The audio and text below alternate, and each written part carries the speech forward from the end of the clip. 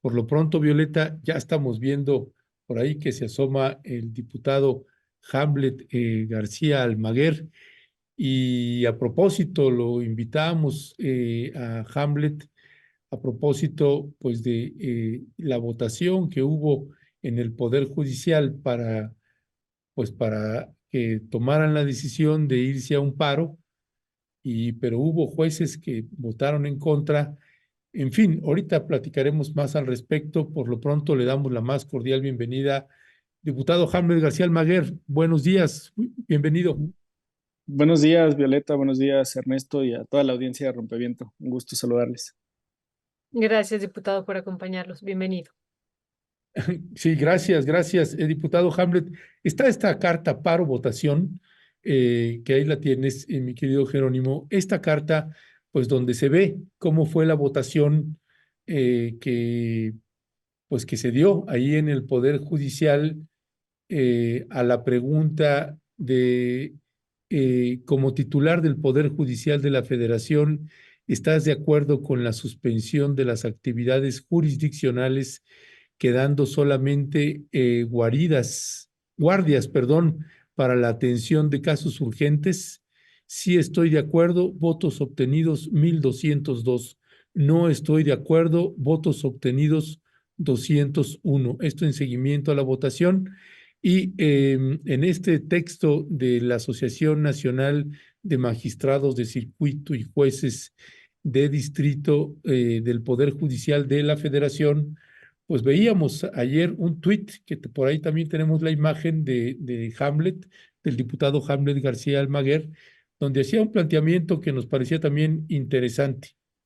Creo que deberíamos incluir en la reforma un ejercicio simplificado de ratificación en el cargo para los 200 jueces que votaron en contra del paro. Se advierte que les importa su función. Sobre este punto, poder desarrollarlo más, diputado Hamlet García Almaguer, ¿le ve a esto una viabilidad, una posibilidad? Pues ya he empezado el diálogo con mis compañeros de bancada, Ernesto, para comentarles pues que hay 200 personas, 201, que votaron en contra de este paro, que merecen por ese acto, pues primero nuestro reconocimiento público, porque pues, la justicia es lenta, la justicia lamentablemente en nuestro país tiene ese defecto grave. No lo decimos nosotros, estaba revisando hace algunos instantes un estudio del INEGI del año 2019. Hay procesos que se desarrollan en el Poder Judicial Federal que tardan hasta 580 días en resolverse, naturales, estás hablando prácticamente de 2 años. Hay otros que tardan 270, otros que tardan 400, depende de la etapa, la fase del proceso en la que estés. Y el reconocimiento pues a estas 201 personas juzgadoras, juezas, jueces, magistradas, magistrados, que tienen toda la intención de continuar con el ejercicio de su labor, que se opusieron a esta medida del paro y que independientemente de sus convicciones personales, porque dentro de estas 201 habrá quien esté a favor, quien esté en contra de la reforma judicial en sus términos, pues sí están demostrando un compromiso con su función. Y desde mi perspectiva, el primer elemento para ser juez es que quiera hacerlo, que quiera impartir justicia, que quiera estar al frente de esa gran responsabilidad. Entonces, este es un acto que demuestra por sí mismo un compromiso de un sector de la Judicatura Federal que está consciente de estos retrasos en la impartición de justicia, que está consciente de la necesidad que tiene el pueblo de México cuando acude ante ellos en búsqueda de esta justicia y que además sabe que ahí están en juego pues derechos que tienen que ver con la propiedad, con la familia, con la libertad, por supuesto que son elementos muy importantes para la sociedad y pues nuestro reconocimiento a estas 201 personas juzgadoras y he iniciado el diálogo con mis compañeras y compañeros al respecto, Ernesto. Ojalá que encontremos eco. Gracias, diputado, por esto que nos comenta. Una situación, el día viernes va a dar el fallo el Instituto Nacional Electoral en torno a la configuración del Congreso, ya será este viernes. ¿Qué implicaciones políticas y legales, no sé, ya ahorita nos dirá, podría tener pues el paro que se inició el día de ayer, pero que el día de mañana se va a ampliar a partir de estos resultados que lo dieron a conocer los de la JUPET? ¿Qué implicaciones tendría o no tendría ninguna implicación en este fallo, diputado? Bueno, pues afortunadamente el Tribunal Electoral del Poder Judicial de la Federación es independiente de la Suprema Corte, es independiente del Consejo de la Judicatura, es independiente de los jueces y magistrados. Tan es así que cuando nace el tribunal se llamaba Tribunal Federal Electoral, ni siquiera estaba integrado al Poder Judicial de la Federación, era un tribunal autónomo. Luego se integró, pero únicamente para efectos administrativos y en cierta medida. Explico por qué.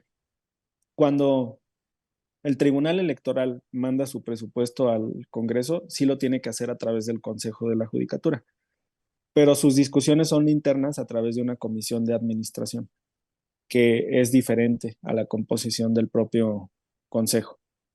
Además, ellos han implementado sistemas de carrera y de defensoría de oficio pues más avanzadas que las que tiene el Poder Judicial Federal. Por ejemplo, la Defensoría de los Pueblos Originarios, que está en el Tribunal Electoral, pues es de vanguardia y de reconocerse. Esta autonomía del Tribunal Electoral ha sido pues defendida en los hechos y también en los discursos. En los hechos, por ejemplo, un minuto. Cuando el juez de la PESA, un juez en materia administrativa, pues intentó darle órdenes a la sala superior para que pudiera sesionar con 7 integrantes y donde pues les instruía que llamaran a otras 2 personas en sustitución del Senado de la República. Y por supuesto que los magistrados electorales rechazaron esa postura, lo mandaron a volar y además pues anunciaron que iba a haber quejas y procedimientos en contra de este juez. Eso en los hechos. Y segundo, el día de la entrega de la constancia como presidenta electa, la doctora Sheinbaum, la magistrada presidenta de la Sala Superior, Mónica Soto, emitió un mensaje muy contundente. Se los dijo de frente a los consejeros de la Judicatura, a las y los ministros de la Corte. Dijo palabras más, palabras menos, pero esta era la idea. El Tribunal Electoral ha recibido presiones, ha habido injerencia, incluso desde el Poder Judicial, intentos de injerencia, y pues sostuvo ahí su independencia y su autonomía. Entonces, ya les estaba adelantando, no vamos a dejar que ustedes se metan y no lo hicimos para la presidencia y tampoco vamos a permitir que se metan en el tema de la integración del Congreso. Entonces, qué valioso es que la magistrada Soto haya defendido ahí su autonomía. ¿A qué vamos? Bueno, pues en un proceso en el que mañana el INE sesionará en comisiones y después el viernes en el Pleno del Consejo General. Hay un acuerdo que fue dictado desde el 7 de diciembre del 2023. Este es el acuerdo 645 del Instituto Nacional Electoral. Este acuerdo establece las reglas para la asignación de las diputaciones y escaños de representación proporcional. Este acuerdo fue consentido por gran parte de los partidos políticos que no impugnaron su contenido. 2 partidos políticos acudieron al Tribunal Electoral. El Tribunal Electoral dictó esta sentencia, recurso de apelación 385 del 2023. Los 2 partidos que impugnaron fueron el PT por temas de género y el PAN por la sobrerepresentación. Entonces, lo que dijo el PAN, y esto está en la página 17 de la sentencia, es que los partidos coaligados, se los voy a leer, pero además se los muestro, que los partidos coaligados podrían construir de manera ficticia a través de los convenios esquemas de sobrerepresentación a través de la mención del partido al que pertenecería cada candidatura ganadora por mayoría relativa, a partir de lo cual podrían transferirse triunfos uninominales entre ellos. Esta palabra, este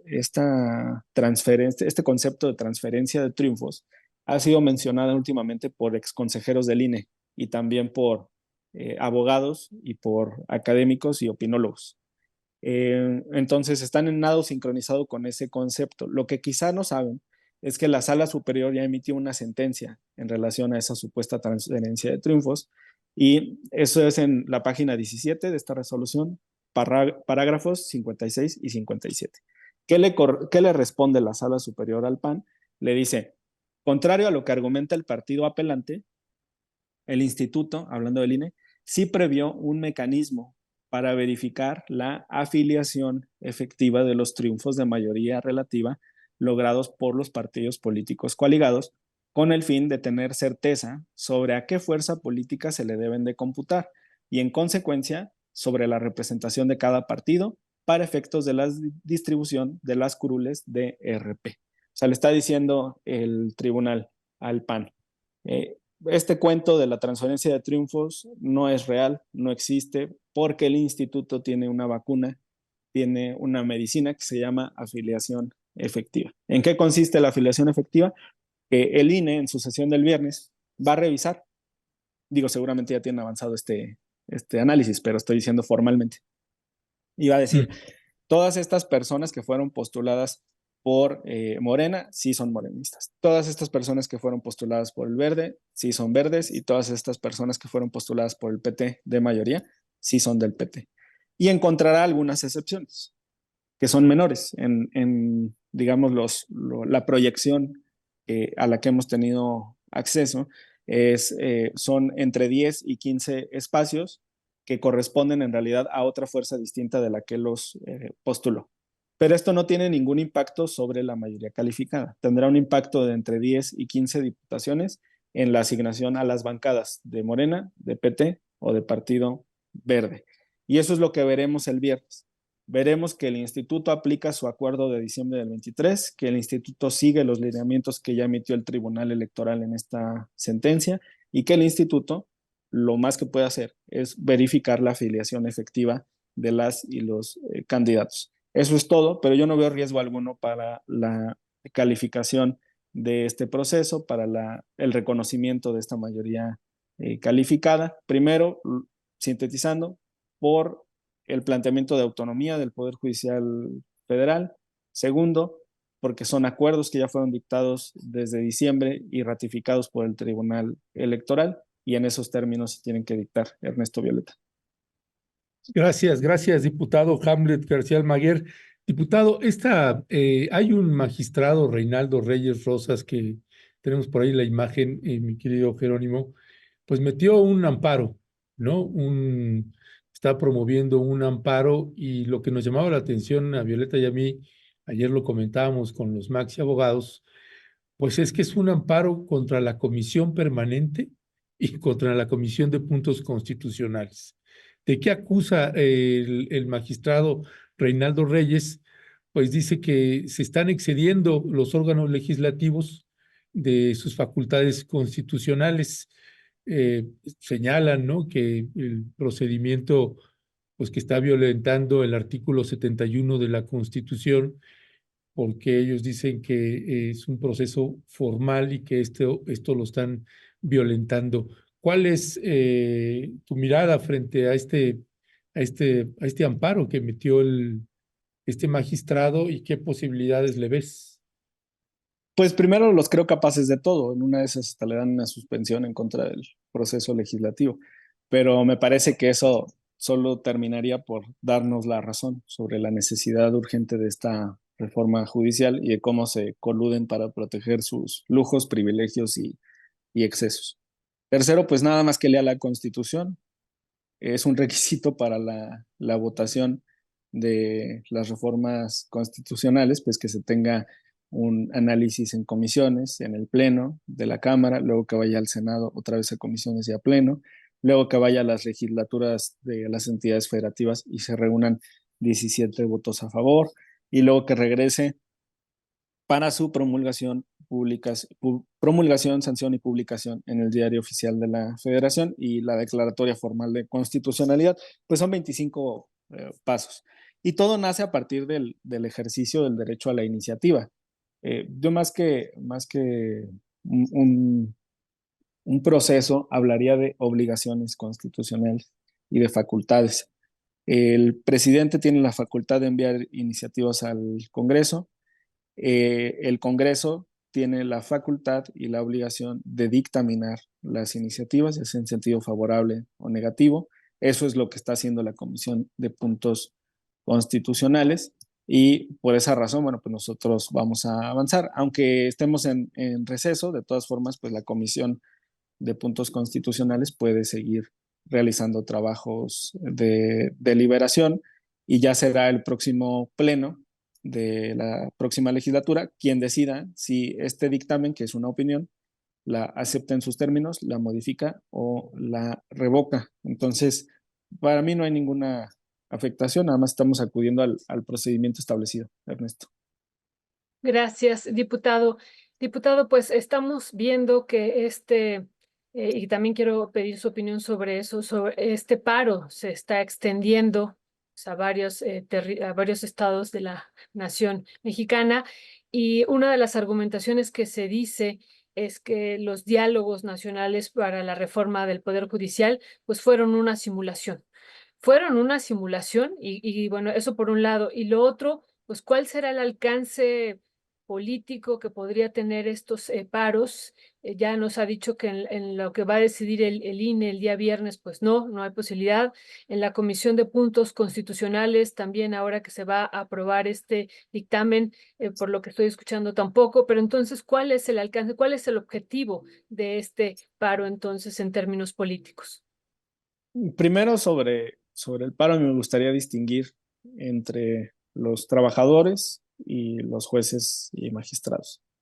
En el caso de las personas trabajadoras, durante los foros de Parlamento Abierto para la discusión de esta reforma, los líderes sindicales de los trabajadores del Poder Judicial Federal se acercaron con propuestas de redacción, de modificación, y entregaron sus propuestas, además de exponerlas en estos foros. Esa propuesta fue recogida en el proyecto de dictamen, está en la página 283, es el punto 10º del proyecto de dictamen de los transitorios, transitorio 10º que dice: los derechos laborales de las personas trabajadoras del Poder Judicial de la Federación y de las entidades federativas serán respetados en su totalidad. Los presupuestos de egresos del ejercicio fiscal que corresponda considerarán los recursos necesarios para el pago de pensiones complementarias, apoyos médicos y otras obligaciones de carácter laboral, en los términos que establezcan las leyes o las condiciones generales de trabajo. Y lo podemos desglosar. Mira, primero hay una garantía tanto a nivel estatal como federal, porque se toca Poder Judicial Federal, Poder Judicial de las entidades federativas. Luego, en la parte media de este párrafo, se establece una garantía presupuestal, porque ya estás vinculando desde la Constitución a el Congreso Federal y también a las entidades federativas, a la Cámara de Diputados Federal y a las cámaras en los estados, a que en sus presupuestos de egresos ya destinen recursos para el pago de estas pensiones complementarias, apoyos médicos y otras obligaciones de carácter laboral. ¿Qué ocurre? Pues ellos explicaron que tienen derechos reconocidos a nivel legal y que además tienen otra serie de consideraciones que están firmadas en un documento que se llama Condiciones Generales de Trabajo. Entonces, estas condiciones generales, por ejemplo, establecen que cada 4 meses los trabajadores del Poder Judicial Federal, secretarios, actuarios, oficiales administrativos, van a recibir un bono equivalente a un mes de salario. Trabajan 12 meses, pero además tienen 3 bonos por otro mes. Ahí van 15, más la consideración de su aguinaldo. El punto está en que más o menos perciben como 18 meses de salario al año a través de estas prestaciones. Segundo, tienen su seguro de gastos médicos mayores. Y tercero, tienen pensiones complementarias, que es un fondo, un fideicomiso al que han depositado. Entonces, nosotros hacemos una distinción entre los derechos de los trabajadores y después el caso de los jueces, magistrados y ministros. Entonces, cuando vemos que están en paro, que han detenido sus labores los trabajadores, pues nuestra única petición es que lean esta parte del dictamen, porque sería importante saber si les agrada o no les agrada este artículo 10º transitorio. Después de todo, provino de las propuestas de sus propios líderes sindicales. Ya en el caso de los jueces y magistrados, bueno, pues sí se establece un candado, ahí se entiende la molestia que tienen, porque un consejero de la judicatura gana 5,5 millones de pesos al año, un magistrado de circuito 5 millones y un juez de distrito 4,5 millones. Y esto es muy superior a lo que percibe el presidente de la República por pues su remuneración. De tal forma que esta modificación constitucional sí les impactaría de manera natural en sus percepciones. Quizá ese sea el motivo de su paro. Entonces, para el caso de los trabajadores, aquí está la explicación, aquí está el dictamen, es público, y para el caso de los jueces, pues hay un mandato popular, que nadie gane más que el presidente de la República y que sean electos popularmente en las urnas, Violeta. Ya, pues, diputado García Almaguer, como siempre, muchísimas gracias. Además, es una explicación muy pedagógica, muy clara. Eh, Únicamente, pues, agradecer nuevamente y pareciera, y me da la impresión, no sé ahí, que pues ya hay mucha desesperación porque de pronto ya los vemos pues a magistrados o a gente de la oposición pues ya dando tumbos un poco, incluso a la hora de argumentar su oposición, pues los vemos un poco ahí ya perdidos. No sé cuál es la impresión que tiene diputado sobre esto. Sí, sí hay desesperación. De hecho, tu diagnóstico coincide con el que dio hoy por la mañana con Ciro Gómez Leiva, el ministro Arturo Saldívar. Lo que él mencionaba es que la falta de liderazgo al interior del Poder Judicial Federal generó que no hubiera un canal institucional de diálogo, de interlocución, todavía de parte de la Suprema Corte o de parte del Consejo de la Judicatura, pues no hemos recibido una propuesta de, de reforma, ¿no?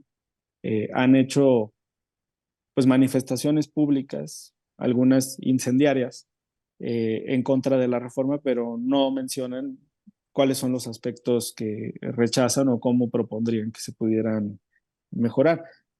Los comentarios que se recibieron en los foros de Parlamento Abierto se incluyeron y te doy otros ejemplos muy breves. En el foro de Jalapa, una organización de la sociedad civil me comentó que el establecimiento del Tribunal de Disciplina Judicial con una sola instancia podría violar tratados internacionales, porque las personas deben de tener el derecho a un recurso efectivo, el derecho a apelar. Entonces lo platicamos al interior, se modificó. Ya viene que el Tribunal de Disciplina va a tener 2 instancias. Se hicieron otras manifestaciones en torno a la paridad de género. Eso también queda aquí en los transitorios. Se establece, por ejemplo, en el caso de la Suprema Corte van a ser 5 mujeres y 4 hombres. En el caso del Tribunal de Disciplina, 3 mujeres y 2 hombres. En el caso de la Sala Superior del Tribunal Electoral, 2 mujeres y 2 hombres.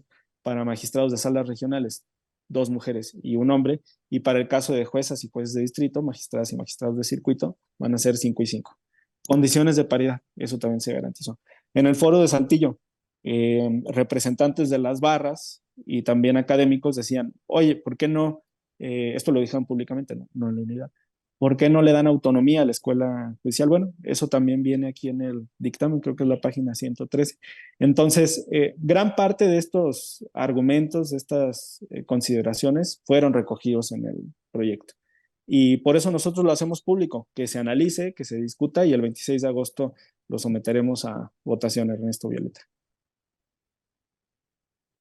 Muchísimas gracias, diputado. Pues seguimos en comunicación y ahí le estamos dando lata en otro momento. Esperemos que el viernes se resuelva todo de manera satisfactoria, pero bueno, si no, estaremos ahí buscándolo. Que tenga un lindo día. Muchas gracias. Quería comentar. Igualmente.